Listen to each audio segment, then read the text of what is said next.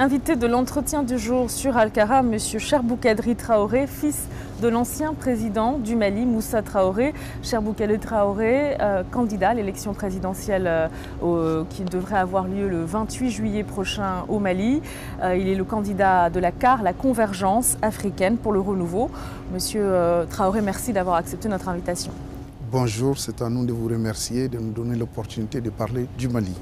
Alors 3,5 milliards d'euros mobilisés par la communauté internationale pour la reconstruction du Mali, une initiative saluée par la transition malienne, mais est-ce que vous redoutez des intérêts non dévoilés derrière cette mobilisation?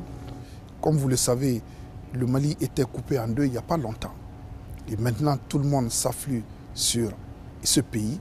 Il faut faire des analyses géopolitiques pour savoir pourquoi tout le monde court vers le Mali. Et votre analyse, vous? Nous disons que, premièrement, que le monde a abandonné le Mali. Il faut le dire, dans un premier temps. Donc, il y a eu une prise de conscience et la France est venue avec d'autres partenaires européens et américains pour sauver le Mali. Donc, tout le monde veut, et je pense que d'une part, il y a un problème de conscience, mais d'autre part, il faut se dire aussi que le Mali est le hub et de la sous-région. Le Mali est un pays avec 7 frontières et avec beaucoup de ressources. Nous avons probablement la plus grande réserve d'or, bien que nous soyons le 3e producteur d'or. Nous sommes le premier producteur de coton en Afrique. Nous sommes le premier exportateur de bétail dans la sous-région. Nous avons plus de 2 millions d'hectares irrigués. Donc, sans citer les minéraux comme le bauxite, le fer, donc tout le monde a intérêt à sauver le Mali. Mais c'est les Maliens qui doivent d'abord se lever pour sauver leur pays. Et nous nous félicitons de voir le monde entier aujourd'hui courir derrière le Mali. Et nous sommes flattés, mais nous devons faire beaucoup attention. Nous devons faire beaucoup attention. C'est pourquoi j'insiste qu'il faut une diplomatie moderne et pertinente. Il faut que notre diplomatie soit liée à l'intelligence économique. Et il est temps que nous commençons nous aussi, à protéger nos intérêts vitaux. Et il faut des leaders ambitieux et très courageux pour cela. Est-ce que, de votre point de vue, il s'agit d'une aide conditionnée? L'aide est toujours conditionnée. C'est toujours conditionné. C'est pourquoi je dis, il est temps que nous-mêmes, nous sachions ce que nous voulons. Parce que, vous savez, depuis les indépendances, nous avons remarqué que c'est les institutions et nos partenaires qui nous disent toujours comment nous devons gérer nos pays. Nous nous disons qu'il est temps, surtout notre génération dont j'ai toujours dit que nous sommes la génération la mieux outillée et la mieux informée depuis les indépendances. C'est à nous maintenant de dire que oui, nous voulons des partenariats solides. Oui, nous voulons des relations décomplexées avec le reste du monde. Mais avant cela, c'est à nous de connaître nos pays. C'est à nous de mettre sur la table des politiques qui vont dans l'intérêt des citoyens de nos pays. Alors, cette levée de fonds, évidemment, il s'agit pour l'instant d'une promesse d'aide de la communauté internationale. Quelles devraient être les priorités visées par cette enveloppe? La première des choses, bien que souvent ça gêne certaines personnes qu'on le dise, et il faut refonder toutes les institutions du Mali. Il faut une armée républicaine est très forte. Le Mali n'a presque pas eu d'armée où l'armée malienne a été déplumée pendant 20 ans. C'est la raison pour laquelle nous sommes dans ce chaos aujourd'hui. Donc il faut réhabiliter l'armée, d'une part. D'autre part, il faut dépenser dans les infrastructures pour lier davantage le nord au sud. Est-ce que vous souhaitez un report des élections qui sont prévues en juillet, le premier tour prévu le 28 juillet?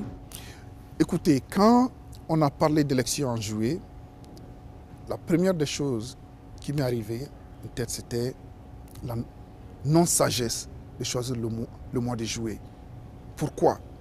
Parce que non seulement c'est l'hivernage, nous avons des inondations dans certaines parties du Mali, et c'est un pays agricole. 80 à 90% des Maliens vont s'adonner aux travaux champêtres. Donc leur dire de se mobiliser pour élire un président après ces chaos, je pense qu'on a manqué un peu de sagesse. D'autre part, nous rentrons dans le mois de Ramadan. Les gens jeûnent toute la journée. Et s'il faut qu'ils se mobilisent, qu'ils s'adonnent à la politique politicienne en ce moment, ce n'est pas facile. Je peux citer beaucoup de choses, mais je dirais vivement les élections. Nous allons être prêts pour ça, mais j'aurais aimé que ça se fasse après l'hivernage, avant la fin 2013. Alors, parmi les défis qui vont se présenter au gouvernement de la transition avant cette élection, c'est bien évidemment le retour de l'administration dans la totalité du pays, et puis le retour également des réfugiés. Est-ce que c'est possible, vu les délais qui sont impartis? Ce serait un challenge considérable pour le gouvernement de transition de ramener tous les réfugiés au Mali avant les élections. Moi, je pense, ça n'engage que moi, qu'il faudra plutôt voir comment recenser les réfugiés et mettre des bureaux de vote dans les camps de réfugiés s'ils veulent aller aux élections au mois de juillet. Sinon, c'est donner le temps de ramener les réfugiés au Mali afin qu'ils puissent voter normalement. L'armée tchadienne et l'armée française ont débuté leur retrait. Quelle analyse faites-vous de la situation sur le terrain? Il faut qu'on accepte que ces armées vont se retirer du Mali, c'est d'ailleurs normal. Et il faut aussi qu'on accepte que l'armée malienne aille à Kidal pour contrôler l'ensemble du territoire malien. Et pour cela, nous devons continuer à former l'armée malienne, nous devons continuer à assister l'armée malienne. Alors, vous parlez de Kidal, la transition avait promis la libération de Kidal, qui est donc la capitale de l'Adrar des Iforas, la 8e région du Mali. Au plus tard, le 15 mai, ce n'est pas le cas. Pourquoi est-ce que la situation reste bloquée à Kidal?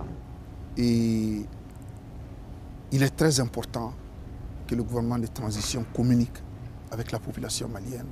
J'ai toujours dit que on a toujours parlé du Mali, mais très peu avec les Maliens.